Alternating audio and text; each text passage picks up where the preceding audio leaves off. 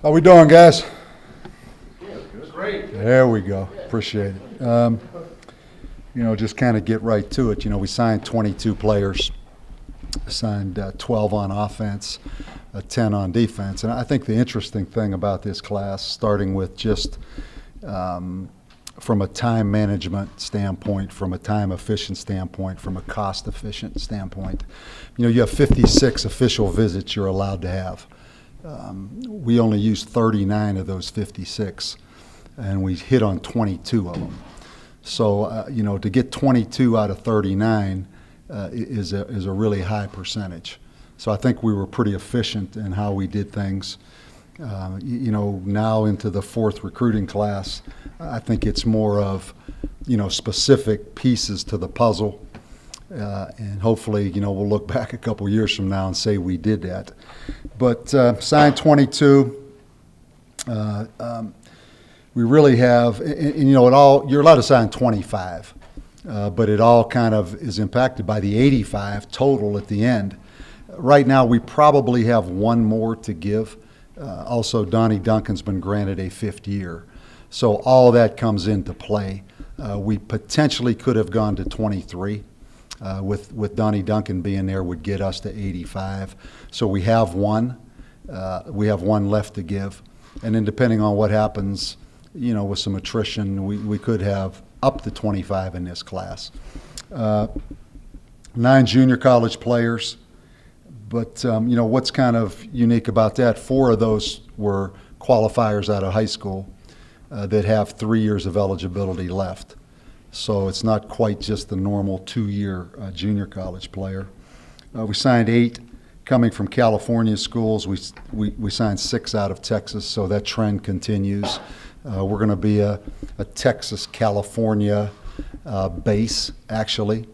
And, the interesting thing, I think as we move forward, I do think there's some potential for us in the Midwest because of very strong ties there, but also in the simplest common denominator, you come in here and that sun's shining and these blue skies look pretty dramatically different than what it looks like back where some of these kids are coming from. So, just kind of going through the class, I'll just take a minute. On offense, we signed 1 quarterback. Austin Apodaca is a young guy that I think, we've tracked since high school. We recruited him when I first came in here. It was a mad dash to try to sign Austin out of Denver. He decided to go with Mike Leach, who was coming in as well as a new head coach. He went with Mike Leach, redshirted his first year, played his second year, started some games. Then he left and went to Mesa Community College, and we offered him the moment he set foot on Mesa's campus this summer. And he's a guy I think that the timing's perfect for him. We have really 4 young, talented quarterbacks in this program with Caleb Kimbrough back now off of last year's knee surgery. We needed an older, mature player. And from all indications here early, he has provided that. Plus, you can just put his tapes on and see he's very talented. So, we're looking at really Austin Apodaca, a redshirt sophomore, and 3 really redshirt freshmen, in other words, depending on where you put Caleb Kimbrough. So it's a very young, talented quarterback crew. He gives us some depth there. We signed 2 running backs. I think Daryl Chestnut, he's here right now on campus. He can go. Out of high school, he was, we all know what offers he had. He had a Florida State, West Virginia, Texas Tech, signed with Indiana. He has 3 years of eligibility left. We're very excited about him. We have a bigger back coming from Mississippi that has 3 years left. So I think we've got some guys potentially that could help us early. Of course, we never know. On offense, I think the thing that stands out the most to me, probably the thing that I'm most excited to see, we went out and signed 4 wide receivers. And as you guys know, we haven't been a particularly attractive place for receivers over these first couple of years, nor have we tried to be. We are what we are as we try to build this thing back. But we went out, and I'm really excited about this group of receivers. Delane Hart is a young man from Philadelphia that will have 4 years to play 3. He played in the Big 33 game back in Pennsylvania as a high school senior. He changed high schools right before his senior year. Paulo Wright has a great connection there. Big, strong receiver. Played 1 year junior college football. Not a lot of people knew about him because he went from Philadelphia to California. Big, strong guy. Q Drennan is a high school player from El Paso that was a quarterback. Was in our summer camp that we did in Texas.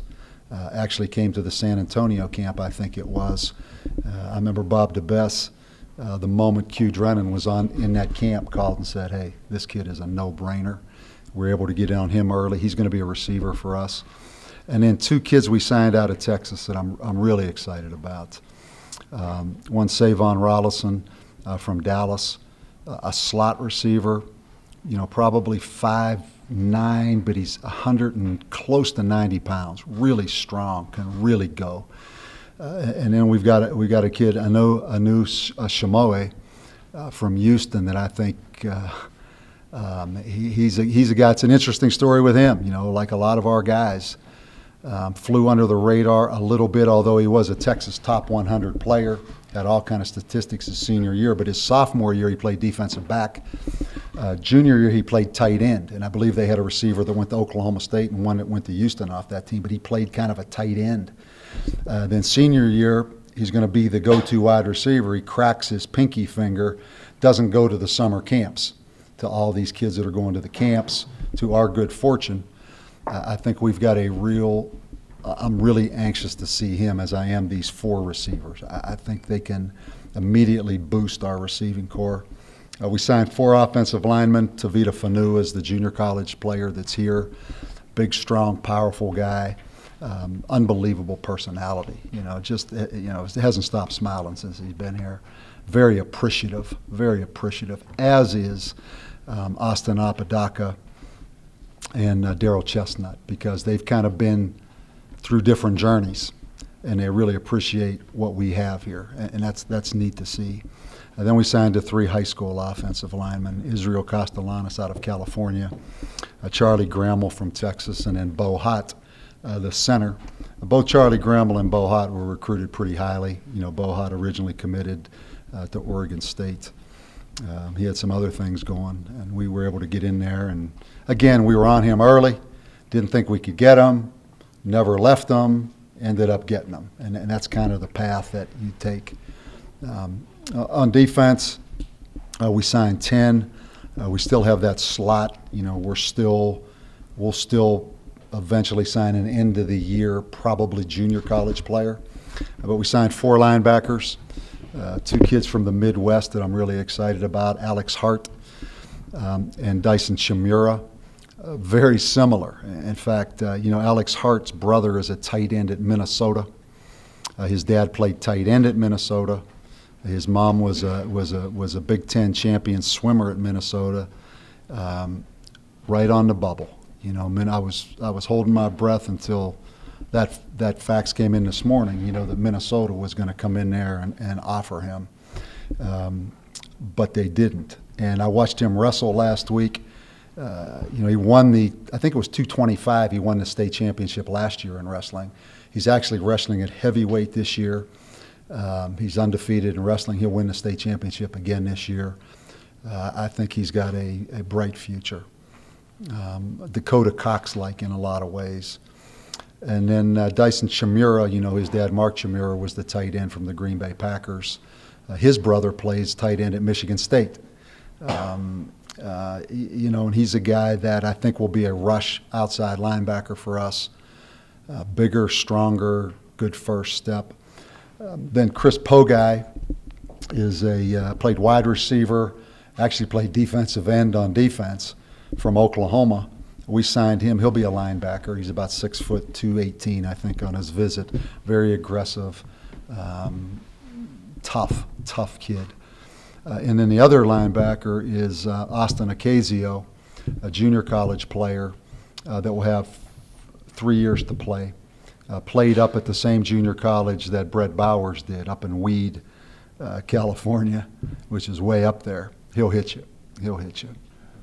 3 defensive linemen.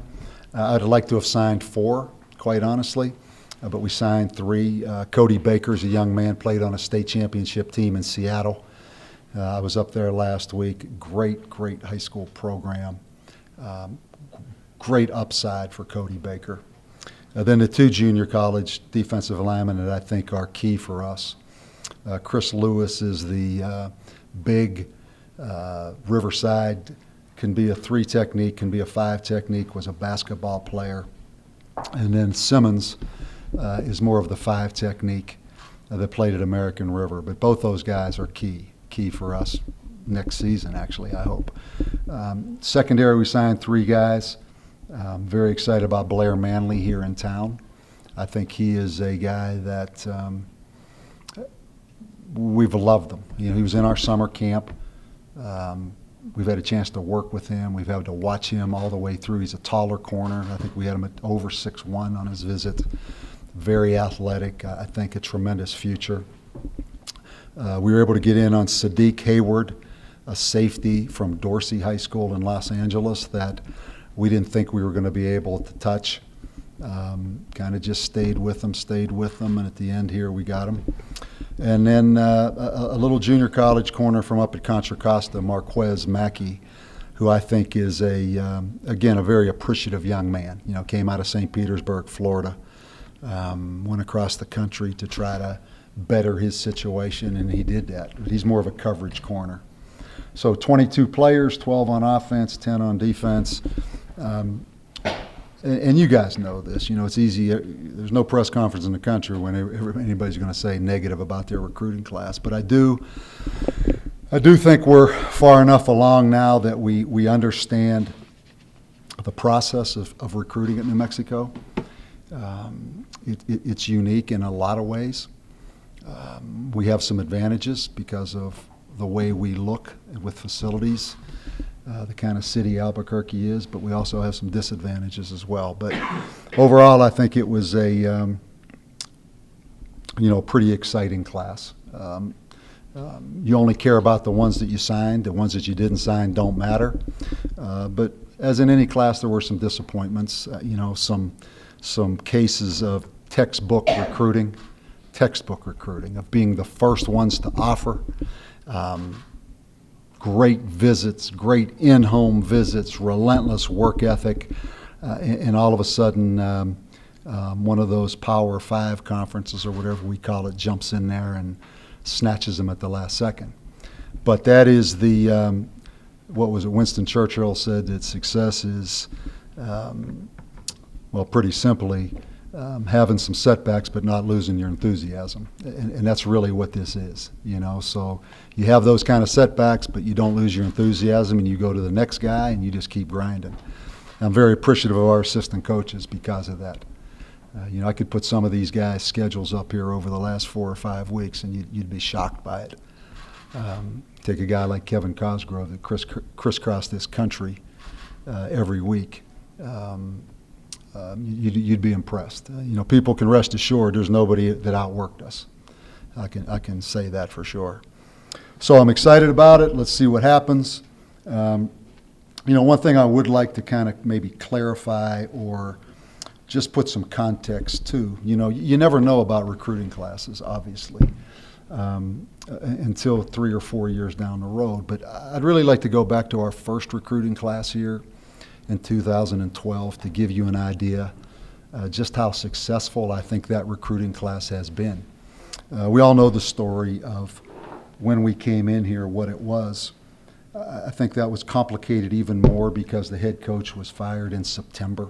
So you go the whole season with human nature. If I'm one of those coaches, there's no recruiting. I mean, you're not going to be here as the coach. So you go it's almost another class. But that first class in 2012, we announced 24 signees.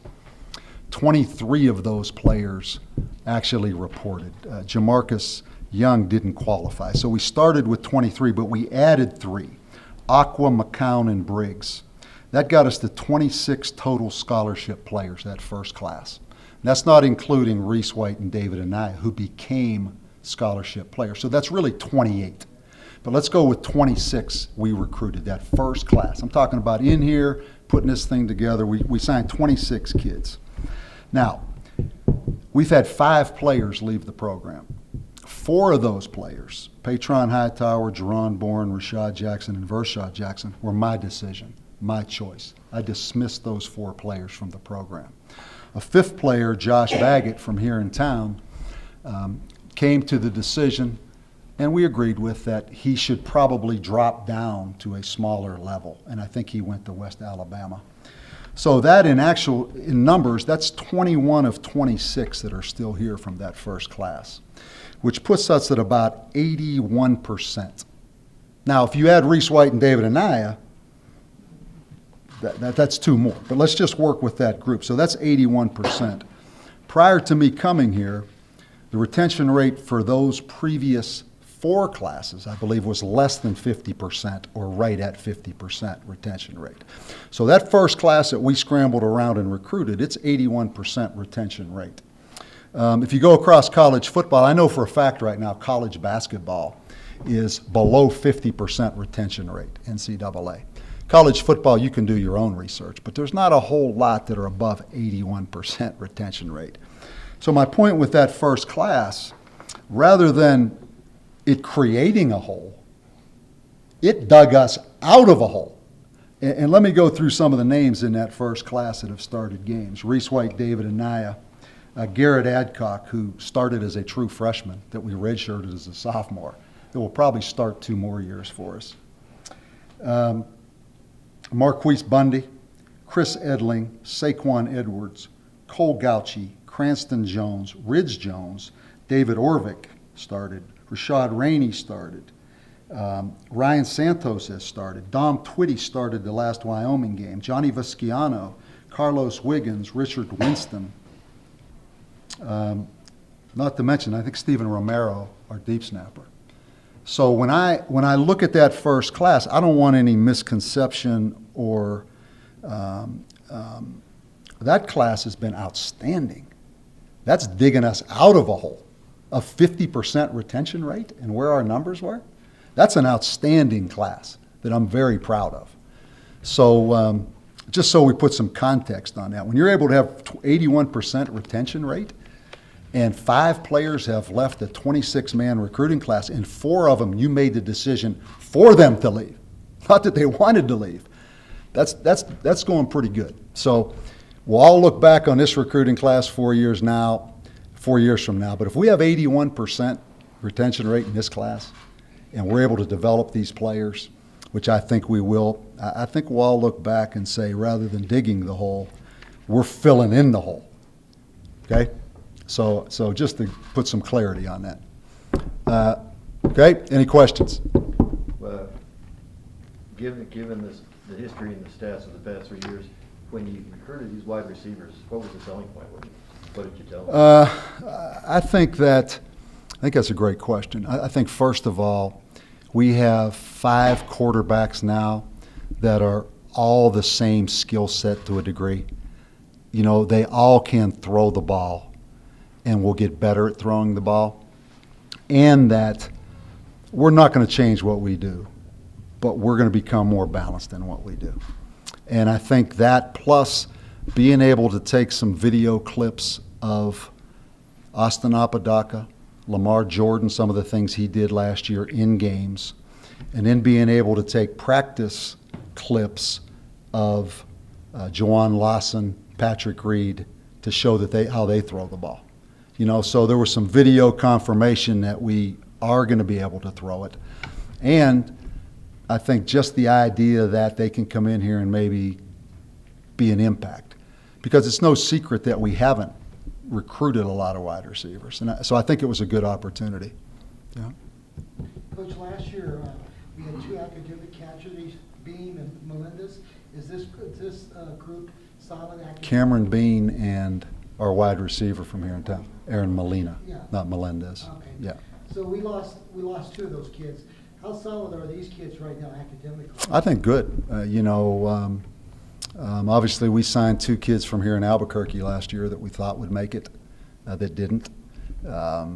But I think good. Obviously all that comes into consideration and when we make that offer.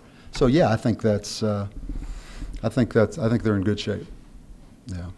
Coach, can you talk about the whole class as far as all together in a lump sum of addressing needs and how you feel about everything overall, even with the ones you lost? Yeah, I kind of went through that, I think, there. But I'm just saying, like, a summarize, I know you don't like to grade it, but how would you say that this stack up with other years? I think this year probably, as I said, more specific, trying to find a specific piece to the puzzle. I think on paper and on videotape we were able to do that. But until they get here and you see them and how they fit in with their teammates and the kind of work ethic they truly have, it all remains to be seen. But we're pleased. We're happy. We didn't have any surprises here at the last minute. We sent out 22 national letters and we received 22 back this morning. So I think it was a pretty methodical, well-planned out recruiting class that I think does have the potential to maybe have some more early contributors across the board than some classes we've had. And that may be because we were more specific in targeting certain things we needed a little bit more. But I think you may have some more immediate contributors maybe in this class. I know it's come up before, but can you kind of restate your philosophy about recruiting in-state kids? Bring them all. I put a lot of miles on my body. I'll give you my flight schedule. I would love nothing more than to have as many Albuquerque, New Mexico players as we could possibly have. That's why we have our summer camps. That's why we go to every high school in this state to evaluate. That's why we do all of it. So yeah, I think the reality is the numbers bear that there's not that many coming out of here.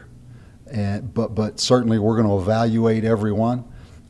If it's even, we're going to offer that one rather than go out of state and offer one.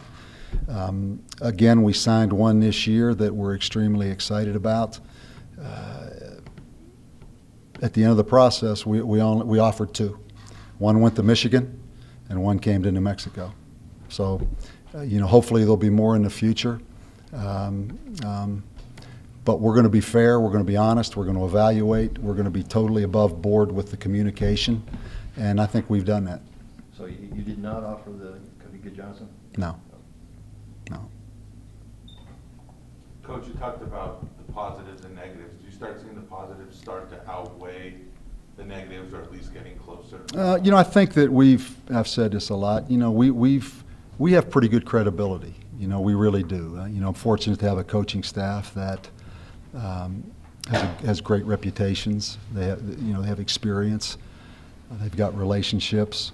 It really hasn't been negative. There's always the never-ending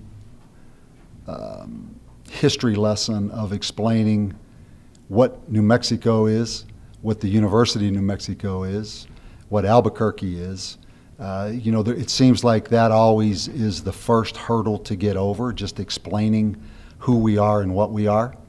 And it's almost the same course. When they visit here, it's like, wow, that has been unanimous. When they make the visit, it's wow. I think people see that we have made progress. I think they see that there is a chance now to go win, and there is a chance now to go get to a bowl game. I think we have. I think we've continually recruited better each year, quite honestly. So I feel pretty good that we're headed in the right direction with it. Coach, is there one position where you look at it and you go, wow, we really nailed this? If I just had to say, it'd be the wide receiver position. Just because there's four of them. There's three bigger bodies and one Savon Rollison that's a stronger little slot kick returner, punt returner. And I think we felt like all four of those receivers should have been, quite honestly, recruited at even a higher level, that we felt very fortunate. And those are the guys that you're excited about, that you're kind of holding your breath on, right down to the last minute, that all of a sudden somebody just doesn't come swooping in there at the end. And I felt that way with all 4 wide receivers. You know, I felt like, wow, you know, we're very fortunate that these guys are in our pool of potential signees. Does that change your philosophy on offense? We're going to throw it every down now. No, we, as I said, you know, our philosophy, we're locked in. We're locked in. You know, we have our identity. We know what we are. We know what we need to do a little bit better to score more points. We're close. We're close. And hopefully, with the quarterback situation now being, I think, hopefully solved overall as a unit there at that position, now this off season of continuing to research exactly the next little step we take. Not that we're going to change, but the next step we take to become even more productive. And then this receiving core coming in here to add with what we have, I'm pretty excited about that. I'm pretty excited about our offensive potential. What's Bryson Martinez's status? I know he's enrolled, but he's not on scholarship. Yeah, he's a walk-on player from Farmington, as you know. Very impressive on his junior college tape. You know, you put that on, you're impressed. But he's here. He's a walk-on. He's in our program, enrolled in school. He's already going through workouts, and he will be here for spring practice, eligible to go. We're excited about him. We are. Coach, is that a strategy, or is it important to try and get some of these guys that fall through the cracks, so to speak, from these big schools or anything like that? Totally. Totally. It's a whole process of, as I said, I mean, there were some textbook recruiting things here that we felt we did an unbelievable job.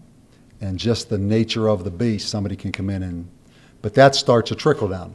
Just like there may be some of those schools at the end drop a guy, or 2 weeks left in recruiting, they decide they're going a different direction.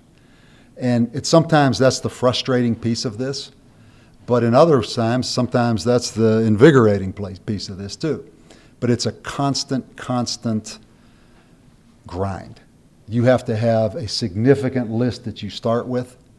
You have to track them all the way through, and you can never give up. You have to stay with them, stay with them, stay with them. You know, we had 3 examples of kids that 2 of them at one position, that we, again, were the first ones to offer. I'm talking about going back to last spring.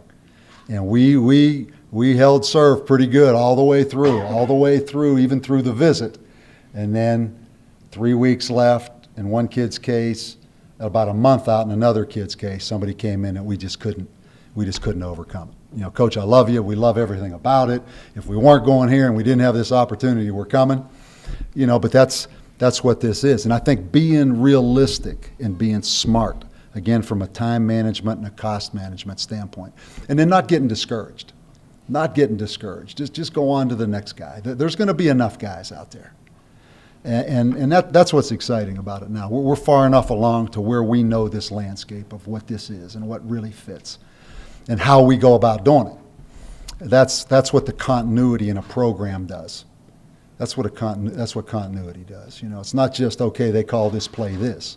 It's the whole recruiting system of what kind of kids and who do we target and where do we go to get them and who's going to like Albuquerque and be able to stay in Albuquerque. That's what continuity is.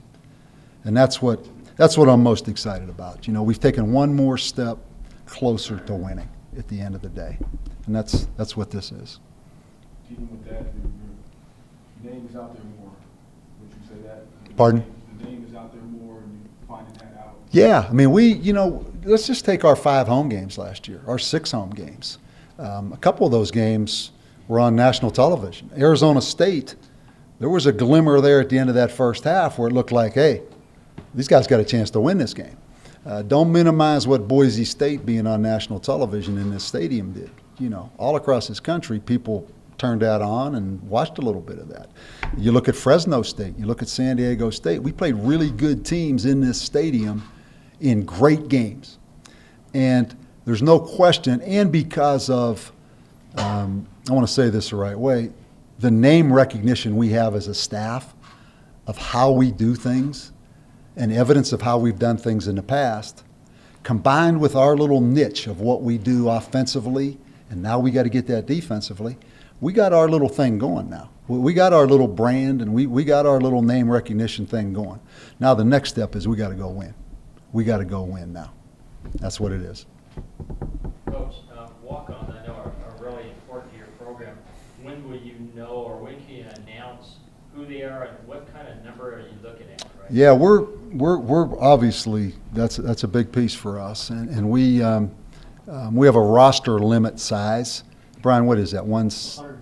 We have 115 total.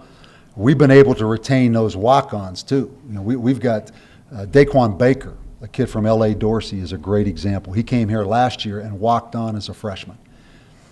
From the same high school Sadiq Hayward is from, we just signed. But Daquan Baker, for example, is close to being a scholarship player. And we have several of those guys in the program.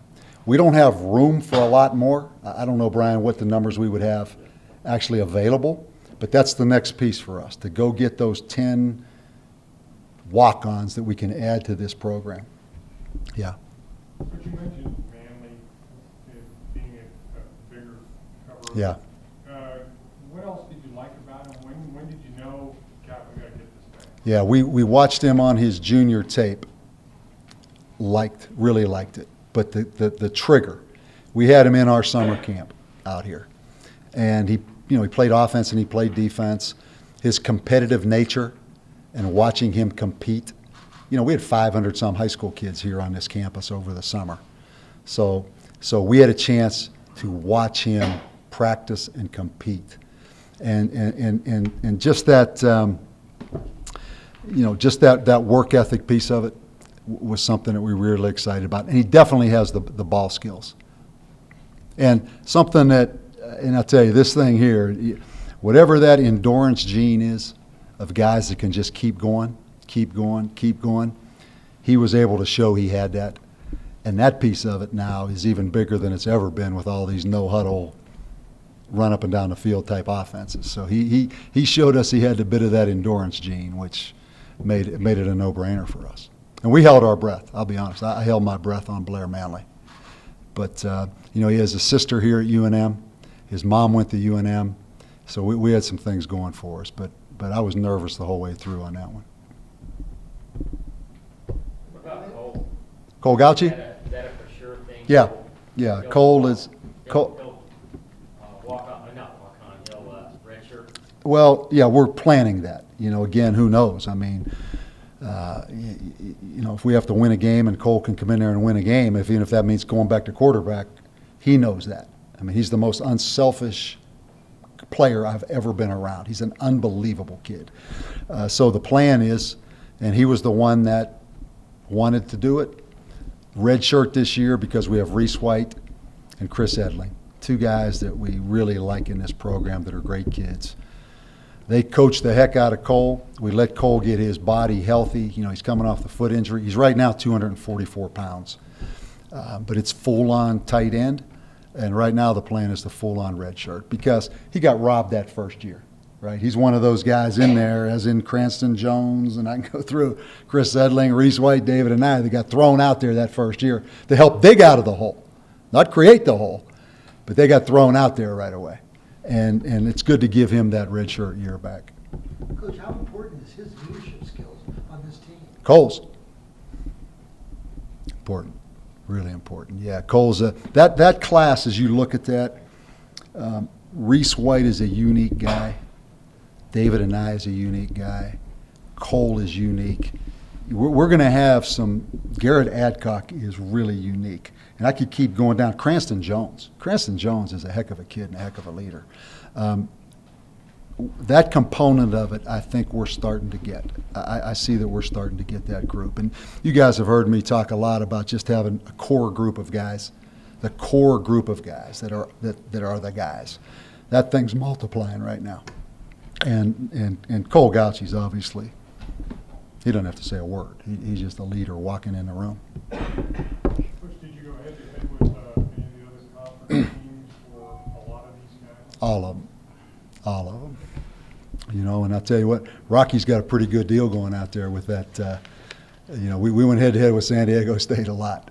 you know, and you know, but with all of them, you know, and it's interesting in different parts of the country. You know, it was really, you go into the Midwest, and Oklahoma, it's us and Wyoming. It's Wyoming is the Mountain West team in the Midwest and in the Mountain West and in the Oklahoma area. Then in Texas, you know, you get UNLV and you get Fresno and San Diego State in there from our leg. You know, and then in California, it's all of them. You know, that's where Nevada comes into play a little bit more. But yeah, depending on what area of the country you're in, there's specific Mountain West Conference teams that are in there the heaviest. But we certainly did, yeah. Okay, guys? Thank you.